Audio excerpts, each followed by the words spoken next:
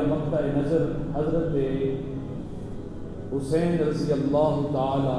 عنہ کا یوم وصال، یوم شہادت، واقعہ کربلا بیان کرنا ہے۔ آج کے جمعے میں 4 باتیں عرض کرنی۔ ایک، حضرت حسین کی رفعت، ان کی شان، ان کی عظمت، اور دوسری چیز جو آج کے جمعے میں بیان کرنی ہے وہ واقعہ کربلا کا پس منظر ہے، اور تیسری چیز وہ واقعہ کربلا ہے، اور چوتھے نمبر پر حضرت حسین رضی اللہ تعالی عنہ کا اتنی بڑی شہادت دینے کے پیچھے مقصد کیا تھا اس کو بیان کرنا ہے۔ پہلی چیز ہے حضرت حسین رضی اللہ تعالی عنہ کی منقبت۔ حسین وہ شخصیت ہیں رضی اللہ تعالی عنہ کہ جن کے بارے میں جناب رسول اللہ صلی اللہ علیہ وسلم نے ارشاد فرمایا، حسین منی وانا من الحسین، حسین مجھ سے ہیں اور میں حسین سے۔ دنیا میں ہم کسی بھی شخص کو اگر پرکھتے ہیں، جانچتے ہیں،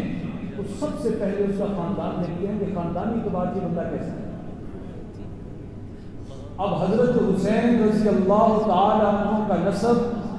خاندان وہی ہے جو حضرت جناب رسول اللہ صلی اللہ علیہ وسلم کا ہے۔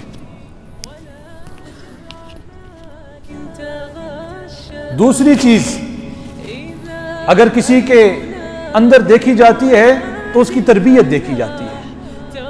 اب حضرت حسین کی تربیت کرنے والی خاتون کون ہے؟ وہ آپ کی والدہ محترمہ اور جنت کی عورتوں کی سردار سیدہ فاطمہ رضی اللہ تعالی عنہ ہے۔ تو تربیت کے اعتبار سے بھی با کمال شخصیت تھی۔ تیسری چیز جو دیکھی جاتی ہے وہ علم ہے، وہ تقوی ہے، وہ معرفت ہے، وہ آپ نے میرے اور آپ کے آقا حضرت محمد مصطفیٰ صلی اللہ علیہ وسلم سے سیکھا ہے۔ تو اگر دیکھا جائے تو ہر میدان کا اللہ نے انہیں شاہ سوار بنایا تھا۔ دوسری بات جو عرض کرنی ہے وہ ہے واقعہ کربلا کا پس منظر۔ آپ حضرات کے دلوں میں ایک اشکال آیا ہوگا کہ بہت سارے واقعات بیان کیے جاتے ہیں، ان کا پس منظر نہیں بیان کیا جاتا، اس واقعے کا پس منظر بیان کرنا کیوں ضروری ہے؟ اس کی وجہ یہ ہے کہ اگر جنگ ہو کفار اور مسلمانوں کے درمیان تو پھر تو پس منظر بیان کرنے کی ضرورت نہیں ہے، کیونکہ ہر ایک کو پتہ ہے کہ ایک طرف کافر تھے، ایک طرف مسلمان تھے، اسلام اور کفر کی جنگ تھی۔ لیکن یہاں معاملہ تھوڑا سا عجیب ہے کہ جن لوگوں نے حضرت حسین رضی اللہ تعالی عنہ کو شہید کیا وہ بھی کہتے تھے کہ ہم مسلمان ہیں، اور حضرت حسین تو نواسہ رسول تھے، ان کے ایمان میں کون شک کر سکتا ہے؟ تو اس وجہ سے ہمیں پس منظر میں جانا پڑے گا، دیکھنا پڑے گا، تاریخ کو تھوڑا سا کھنگالنا پڑے گا، اور ہمیں دیکھنا پڑے گا کہ یہ معاملات جو خراب ہوئے ہیں یہ کہاں سے ہوئے ہیں۔ جناب رسول اللہ صلی اللہ علیہ وسلم کی بعثت تک جانا ہوگا، آپ کی بعثت سے پہلے کے حالات کو دیکھنا ہوگا۔ مکے میں مختلف قبائل آباد ہیں، مدینے میں مختلف قبائل آباد ہیں۔ مکے میں ایک قبیلہ جو ہے وہ جناب رسول اللہ صلی اللہ علیہ وسلم کا قبیلہ بنو ہاشم اور بنو امیہ، یہ قبائل آباد تھے جن کا آپس میں کچھ نہ کچھ اختلاف چل رہا تھا، جیسے اقوام کے چلتے ہیں۔ اور اسی طرح مدینہ کے جو افراد تھے یا مدینہ کے اندر جو قومیں بستی تھی ان کے بھی اختلاف تھے، جیسے اوس اور خزرج جو مشرکین کے 2 قبائل تھے، اور یہود کے 3 قبائل تھے، ایک بنو نذیر تھا، ایک بنو کینکا تھا، ایک بنو قریظہ تھا، یہ 3 قبائل یہود کے آباد تھے۔ اب یہود نے یہ کر رکھا تھا، مشرکین کو آپس میں توڑ رکھا تھا اس بنا پر کہ اگر یہ جو مشرکین ہیں یہ ایک جماعت بن جاتے ہیں تو یہ ہمارے لیے جو ہے مشکلات کھڑی کر سکتے ہیں۔ اب ہوتا یہ ہے کہ یہود جو ہے اس نے مدینہ کے اندر جو اقتصادی معاملات ہیں ان پہ اپنا کنٹرول جمایا ہوا تھا، جو معاشی معاملات ہیں ان میں اپنا کنٹرول جمایا ہوا تھا، جو تجارت کی سلسلہ ہے وہ بھی اپنے کنٹرول میں رکھا ہوا تھا، جو جغرافیائی سرحدات کا جو معاملات تھے وہ بھی اپنے کنٹرول میں رکھے ہوئے تھے، اور مشرکین کو یہاں تک اپنا پابند کر رکھا تھا کہ اگر کوئی مشرک اوس اور خزرج میں سے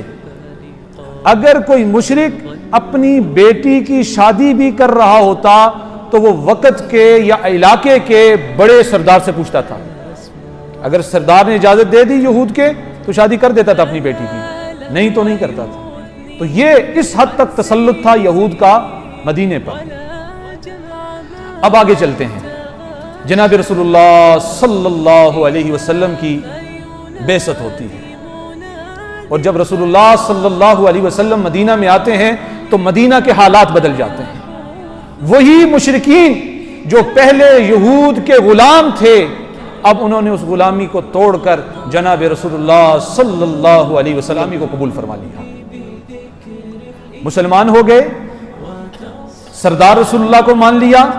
تجارتی معاملات مسلمانوں کے پاس آ گئے، اقتصادی معاملات مسلمانوں کے پاس آ گئے۔ اب یہ ایسی ضرب تھی کہ جو یہود سے برداشت نہیں ہو رہی تھی۔ یہود نے مسلمانوں کو اس دن سے اپنا ازلی دشمن بنا لیا، کیونکہ ان کے ہاتھ سے حکومت بھی گئی، سرداری بھی گئی، تجارت بھی گئی، سب چیزیں ان کے ہاتھ سے چلی گئی۔ اب یہود اس حد تک مسلمانوں کے دشمن تھے کہ ایک مرتبہ میں واقعہ بیان کر دیتا ہوں کہ ایک صحابی رسول کے نزاع کا وقت ہے، اور انہوں نے اپنے ساتھیوں سے کہا کہ میرے انتقال کی خبر آپ نے جناب رسول اللہ کو نہیں دینی۔ صحابہ حیران ہیں کہ اس سے بڑی سعادت کیا ہو سکتی ہے کہ ایک مومن کا جنازہ جناب رسول اللہ صلی اللہ علیہ وسلم پڑھا دیں۔ تو انہوں نے کہا، صحابی رسول نے کہا، میں اس وجہ سے جناب رسول اللہ صلی اللہ علیہ وسلم کو نہیں بلانا چاہتا، کہیں آپ صلی اللہ علیہ وسلم آئیں اور میرے گھر کے راستے میں کچھ یہودیوں کے گھر آباد ہیں، اور میرے آقا میرے محبوب آئیں اور میرے آقا کو یہ یہود کچھ تکلیف پہنچا دیں۔ اس وجہ سے میں نہیں چاہتا کہ میرے آقا رات کے وقت میرے جنازہ پڑھانے کے لیے آئیں۔ تو اس حد تک یہود مخالفت پر اتر آئے، رسول اللہ صلی اللہ علیہ وسلم کو نعوذ باللہ من ذالک جو ہے قتل کرنے کی سازشیں رچنا شروع کر دی۔ اب رسول اللہ صلی اللہ علیہ وسلم کے دور میں تو یہود کچھ نہ کر سکے۔ آپ صلی اللہ علیہ وسلم کا وصال ہوتا ہے، میں تھوڑا جلدی چلتا ہوں، وقت اتنا نہیں ہے کہ تفصیل کے ساتھ سارے واقعات، میں صرف آپ کو بنیاد سمجھانا چاہ رہا ہوں۔ دوسرا دور آتا ہے حضرت ابو بکر صدیق رضی اللہ تعالیٰ کا۔ آپ صلی اللہ علیہ وسلم کا وصال ہو گیا، ابو بکر صدیق کا جو ہے دور آتا ہے، یہ مختصر سا دور 2 سال کا تھا اور یہ بھی ختم ہو جاتا ہے، اس میں بھی کوئی انتشار اتنا زیادہ نہیں ہوتا۔ تیسرا دور آتا ہے حضرت جناب عمر فاروق رضی اللہ تعالیٰ عنہ کا۔ یہ خلیفہ ثانی تھے جن کے بارے میں یہود ان سے بہت زیادہ خوفزدہ تھے، جس بنا پر وہ کسی قسم کا انتشاری صورتیں پیدا نہیں کر سکے۔ اور حضرت عمر فاروق رضی اللہ تعالیٰ کے دور میں جو اسلام کی جو جغرافی سرحدات کا جو پھیلاؤ ہوا وہ 22 لاکھ مربع میل تک ہوا، اور یہود اس حد تک حضرت عمر سے خوفزدہ تھے، کہتے تھے کہ اگر عمر اتنا عرصہ اور خلافت کر کے جتنے عرصہ انہوں نے خلافت کی ہے تو پوری دنیا پر اسلام کا جھنڈا لہرا دیں گے۔ تو حضرت عمر فاروق کے دور میں تو کسی قسم کا نفاق یہود ظاہر نہیں کر سکے۔ چوتھا دور حضرت عثمان رضی اللہ تعالیٰ عنہ کا۔ اب حضرت عثمان کا مزاج انتہائی نرم، انتہائی سادہ طبیعت، انتہائی شرم رکھنے والی شخصیت تھی۔ ایک مرتبہ جناب رسول اللہ صلی اللہ علیہ وسلم بیٹھے ہیں، حضرت ابو بکر آتے ہیں، آپ کی پنڈلی سے کچھ شلوار تھوڑی سی اوپر تھی، جو طے بند تھی وہ تھوڑی سی اوپر تھی۔ حضرت ابو بکر آتے ہیں تو رسول اللہ اسی مزاج میں بیٹھے ہیں، جیسے دوستوں کے ساتھ، یاروں کے ساتھ گپ شپ لگائی جاتی ہے، تو اس مزاج میں بیٹھے ہیں۔ اب ہوتا یہ ہے کہ حضرت عمر فاروق رضی اللہ تعالیٰ آتے ہیں، اجازت لیتے ہیں، آپ صلی اللہ علیہ وسلم اسی مزاج میں بیٹھے ہیں۔ تیسری شخصیت آتی ہے حضرت عثمان رضی اللہ تعالیٰ کی، جیسے ہی اجازت لیتے ہیں اندر آنے کی تو آپ صلی اللہ فرماتے ہیں ذرا ٹھہر جاؤ، اپنی تہبند ٹھیک کرتے ہیں اور کہتے ہیں آپ عثمان کو اندر آنے دیں۔ اب یہ سارا واقعہ ہو گیا۔ حضرت عائشہ صدیقہ رضی اللہ تعالی جناب رسول اللہ صلی اللہ علیہ وسلم سے بعد میں پوچھتی ہیں کہ والد ابو بکر آئے آپ اسی مزاج میں بیٹھے رہے، عمر آئے آپ اسی مزاج میں بیٹھے رہے، جب عثمان آئے تو آپ بڑے ٹھیک ٹھاک ہو کر بیٹھے، اس کی کیا وجہ ہے؟ تو رسول اللہ صلی اللہ علیہ وسلم نے فرمایا کہ عائشہ، کہ میں اس شخص سے حیا نہ کروں جس سے فرشتے بھی حیا کرتے ہیں؟ تو حضرت عثمان کا مزاج یہ تھا۔ اب یہود نے اس مزاج سے فائدہ حاصل کیا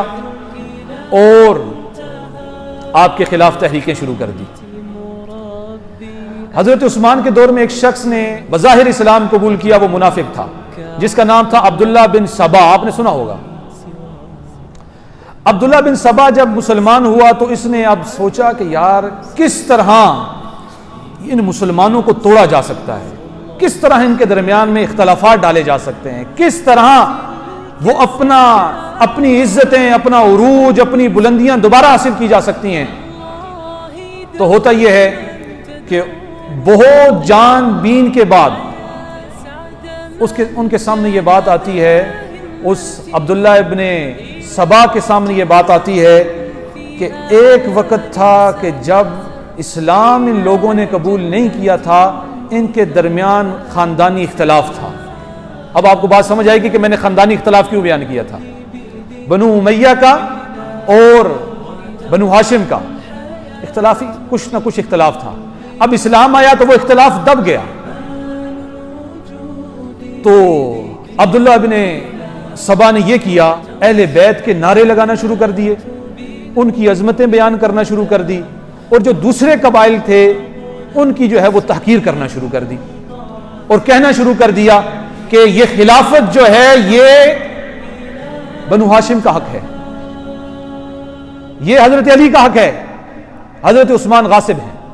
نعوذ باللہ من ذالک۔ اب لوگ آہستہ آہستہ جو منافقین تھے وہ عبداللہ بن سبا کے ساتھ ملنا شروع ہوئے، حتیٰ کہ حضرت عثمان رضی اللہ تعالیٰ عنہ کے خلاف بلوائیوں نے ایک سخت تحریک شروع کر دی، اور جس دور میں تحریک شروع کی وہ تھا ذی الحجہ کا مہینہ۔ میں نے پہلے بھی جب حضرت عثمان رضی اللہ تعالیٰ کی شہادت کا واقعہ بیان کیا ہے تو وہ سارا پس منظر آپ کے سامنے رکھا ہے۔ ہوتا یہ ہے کہ حضرت عثمان رضی اللہ تعالیٰ کو اپنے گھر میں محصور کر دیا جاتا ہے۔ حضرت علی آتے ہیں، کہتے ہیں امیر المومنین آپ حکم دیجئے، ان لوگوں کی تو مدینے میں تکہ بوٹی بھی نہیں ملے گی، آپ کیا کر رہے ہیں؟ تو حضرت عثمان نے کہا کہ میں مدینۃ النبی میں اپنی وجہ سے اختلاف اور انتشار نہیں ہونے دیتا، میں نہیں چاہتا کہ میری وجہ سے مدینہ میں انتشار پھیلے۔ اب حضرت علی کہتے ہیں کہ پھر آپ یہ کام کریں کہ آپ مکے چلے جائیں، صحابہ نے مشورہ دیا آپ مکے چلے جائیں۔ تو حضرت عثمان نے کہا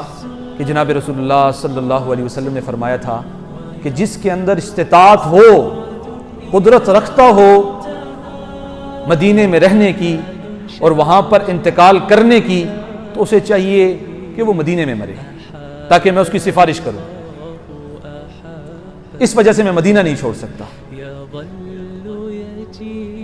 صحابہ نے تیسری بات پیش کی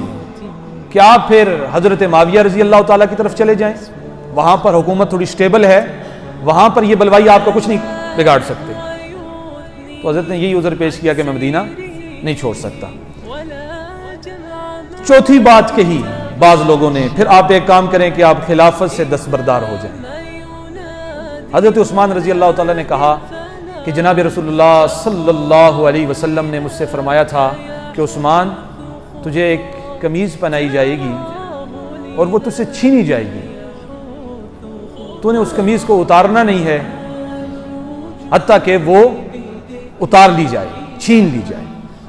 اس وجہ سے میں یہ خلافت نہیں چھوڑ سکتا۔ اب حضرت علی کیا کرتے ہیں؟ اپنے صاحبزادے کو، حضرت حسن کو، حضرت حسین کو ان کی پیرے پہ لگا دیتے ہیں، حتیٰ کہ حضرت عثمان کہتے ہیں کہ آپ اپنے اپنے گھروں میں جائیں، مجھے آپ حضرات فی الحال جو ہے اکیلا چھوڑ دیں، میں ان سے خود نپٹ لوں گا۔ مختصر یہ کہ حضرت عثمان کو شہید کر دیا جاتا ہے۔ اور جس طرح کی شریف طبیعت تھی اور لوگوں کو نقصان نہ پہنچانے کی طبیعت تھی، آپ اس بات سے اندازہ لگا سکتے ہیں کہ جو شخص حضرت عثمان کا گلا دبا رہا تھا نا، حضرت عثمان اس سے بھی مدافعت نہیں کر رہے تھے، بلکہ ایک بندہ گلا دبا رہا ہے اور حضرت عثمان نے ہاتھ یہاں رکھے ہیں، یہ نہ ہو کہ میں چھڑانا چاہوں اور اس بندے کو تکلیف پہنچ جائے۔ اس طرح کا مزاج تھا۔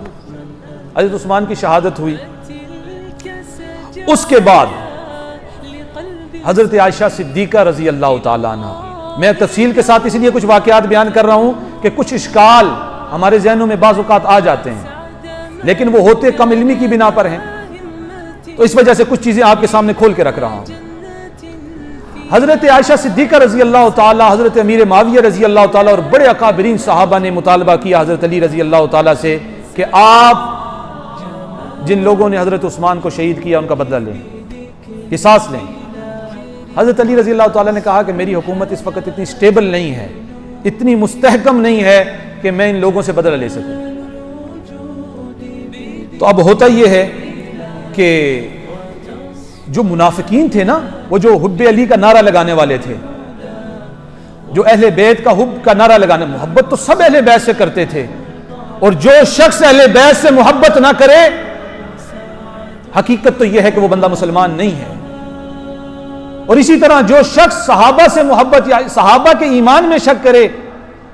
اس کے بارے میں بھی یہی حکم ہے کہ وہ شخص مسلمان نہیں ہے۔ تو بات میں یہ عرض کر رہا تھا کہ اب یہ مذاکرات آپس میں چل رہے تھے، حضرت عائشہ صدیقہ فرما رہی تھی کہ قصاص لیا جائے، حضرت علی فرما رہے تھے کہ اس وقت حکومت اسٹیبل نہیں ہے، مستحکم نہیں ہے، میں وقت آیا تو ضرور بدلہ لوں گا۔ اب اتنے میں وہ جو بلوائی تھے نا، وہ جو حب علی کا نعرہ لگانے والے تھے، بلوائی، انہوں نے حملہ کر دیا۔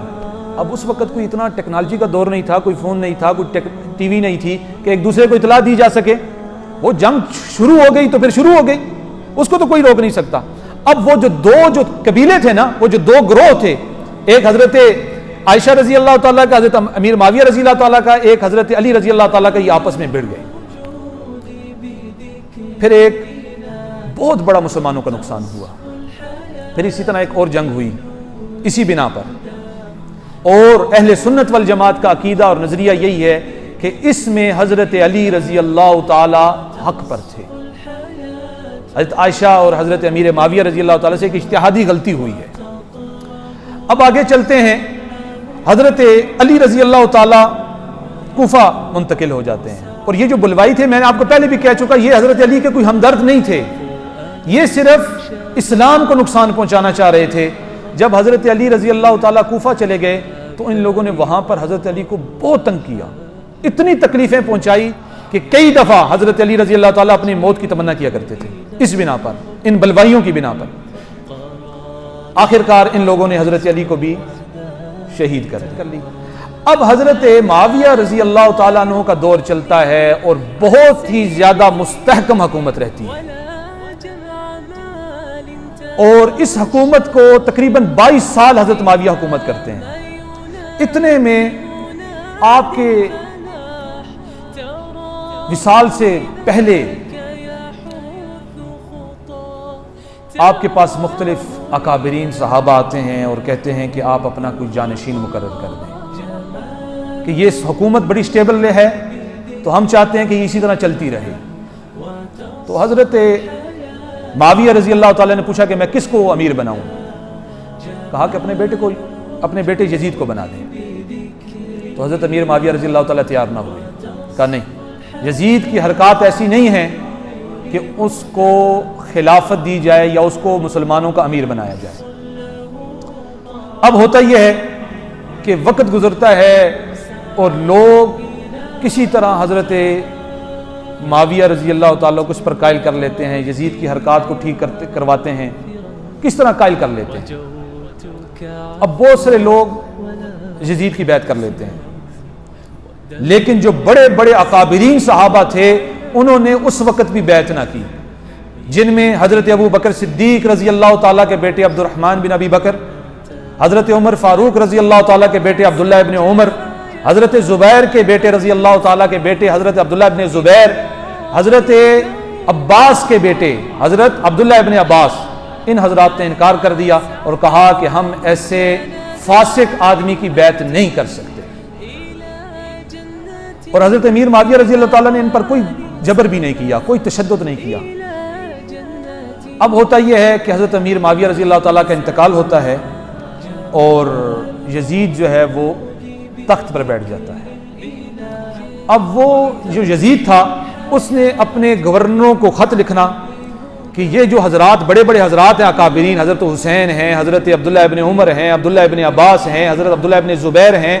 ان سب کو آپ مجبور کریں کہ وہ میری بیعت قبول کریں، نہیں تو ان کے ساتھ میں سختی سے معاملہ کروں گا۔ حضرت حسین اس وقت مدینے میں تھے، مدینے کا گورنر حضرت حسین کو بلاتا ہے اور کہتا ہے رات کے وقت آپ ہماری بیعت کر لیں۔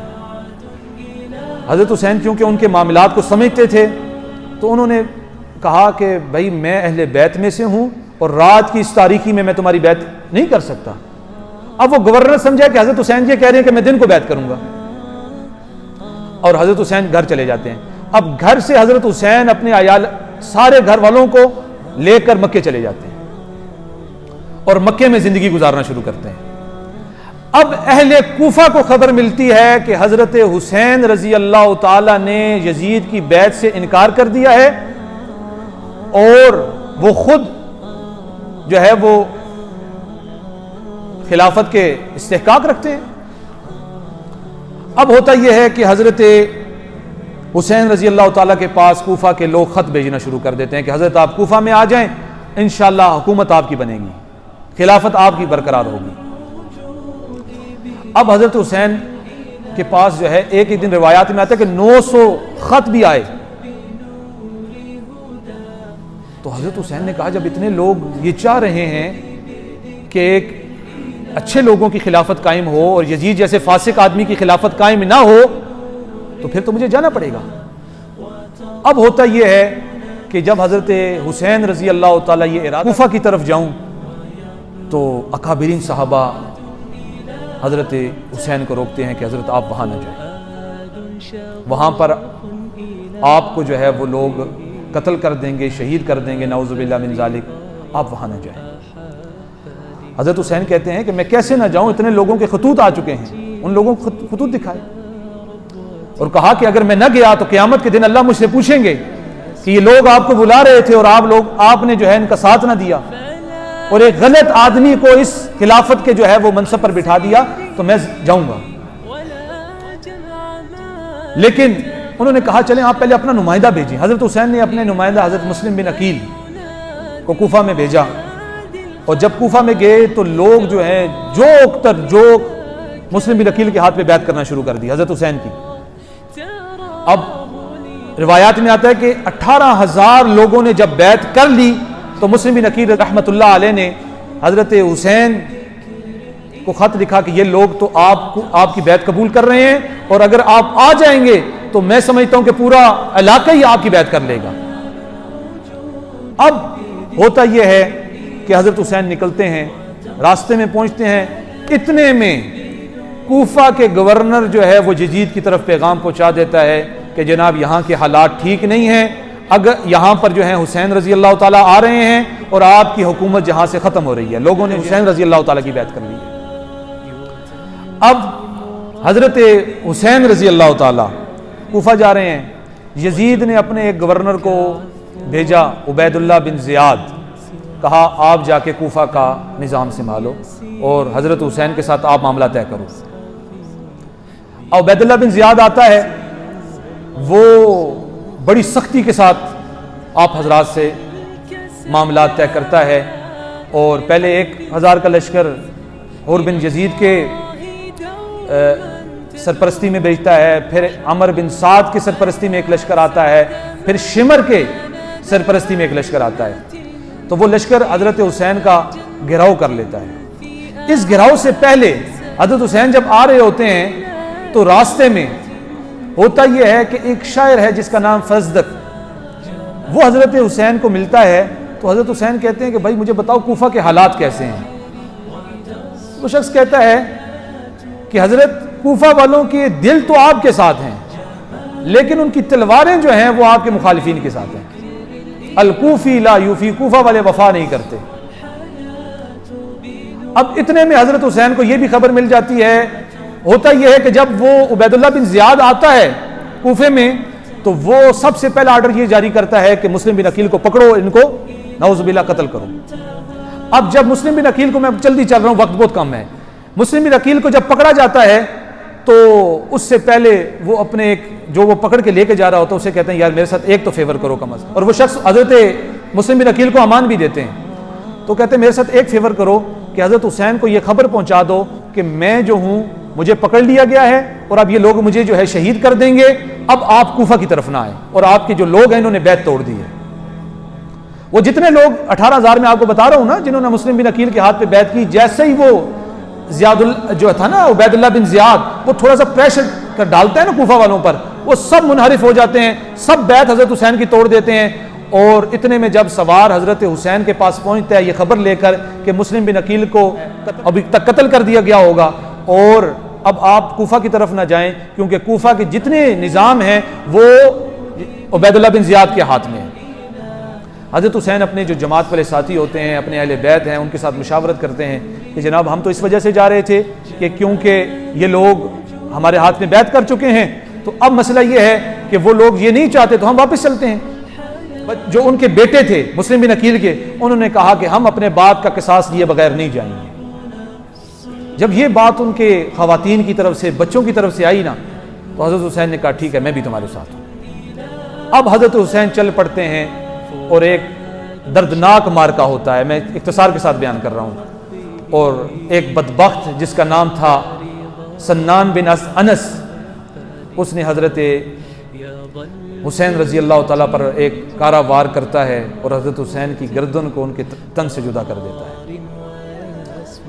اب بات یہ آتی ہے کہ حضرت حسین رضی اللہ تعالیٰ، جو چوتھی بات میں نے عرض کرنی تھی کہ مقصد کیا تھا، اتنا بڑا واقعہ رونما ہونے کے پیچھے اصل مقصد کیا تھا، وہ کیا ہے. ہوتا یہ ہے کہ حضرت حسین چاہتے تو مدینے میں رہ سکتے تھے، مکے میں رہ سکتے تھے، یزید کی بیعت کر سکتے تھے، لیکن انہوں نے لوگوں کو، آنے والی نسلوں کو یہ پیغام دینا تھا کہ جب کبھی باطل آ کے کھڑا ہو جائے تو مسلمانوں کا کام یہ ہے کہ وہ سیسا پھیلائی ہوئی دیوار بن جائے. اور اگر اس وقت حضرت حسین یزید کا مقابلہ نہ کرتے تو لوگوں کے لیے دلیل بن جاتی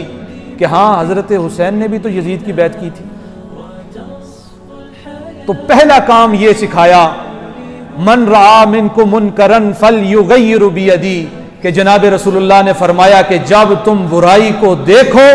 کسی ظالم کو دیکھو تو سب سے پہلا کام تمہارا یہ ہے کہ تم اس برائی کو ہاتھ سے روکو. فَإِن لَمْ يَسْتَطِعْ فَبِلِسَانِهِ، اور اگر تمہارے اندر اتنا جگرا نہیں ہے کہ تم کسی ظالم کو ہاتھ سے روک سکتے ہو تو کم از کم دوسرا ایمان کا درجہ یہ ہے کہ تم زبان سے منع کرو کہ ظالم یہ جو تم کام کر رہے ہو تمہیں نہیں کرنا چاہیے. اور اگر دل میں اتنی بھی جگرا نہیں ہے، اتنی بھی طاقت نہیں ہے تو کم از کم ایمان کا تیسرا درجہ یہ ہے کہ جو شخص یہ برائی کر رہا ہے اس کے اس کام کو دل میں تو کم از کم برا جانے. تو پہلا کام تو حضرت حسین کا یہ واقعہ ہمیں یہ درس دیتا ہے کہ ہم ایک ایسی فلاحی ریاست بنائیں جہاں پر جناب رسول اللہ صلی اللہ علیہ وسلم کا نظام چل سکے. اور دوسرا ہمیں جو اس واقعے سے سبق ملتا ہے وہ یہ ہے کہ اگر بالفرض ہم ابھی کمزور ہیں، ہم اجتماعیت میں ابھی اتنا زیادہ ہم آگے نہیں بڑھے، تو کم از کم ہم انفرادی طور پر یہ کام کریں کہ ہم اس 5 سے 6 فٹ کے جسم پر اسلام نافذ کر دیں۔ جو شخص یہ چاہتا ہے کہ نظام مصطفیٰ نافذ ہو تو کم از کم اس کو یہ تو چاہیے پہلے اپنے آپ پر تو اسلام نافذ کرے۔ اور یاد رکھیے گا، جب ایک چراغ جلتا ہے تو پھر وہ لاکھوں کو جلانے کی صلاحیت رکھتا ہے، کہ جیسے کہ شاعر نے کہا تھا کہ چمن کے مالک اگر بنا لے اپنا شعار اب بھی تو آ سکتی ہے پلٹ کر چمن میں بہار اب بھی۔ تو اللہ رب العزت سے دعا ہے کہ اللہ رب العزت ہمیں اس خلافت جیسے بہترین جو ایک نظام ہے اس کو اپنانے کی توفیق عطا فرمائے، اس کے لیے فکر کرنے کی توفیق عطا فرمائے، جس کے بارے میں اقبال نے کہا تھا، چشم اقوام سے ہے مخفی حقیقت تیری، ہے ابھی محفل ہستی کو ضرورت تیری، زندہ رکھتی ہے زمانے کو حرارت تیری، کوکب قسمت امکاں ہے خلافت تیری، وقت فرصت ہے کہاں کام ابھی باقی ہے، نور توحید کا اتمام ابھی باقی ہے۔ اللہ رب العزت سے دعا ہے کہ اللہ ہمیں حضرت محمد مصطفیٰ صلی اللہ علیہ وسلم کا نظام نافذ کرنے کی توفیق عطا فرمائے۔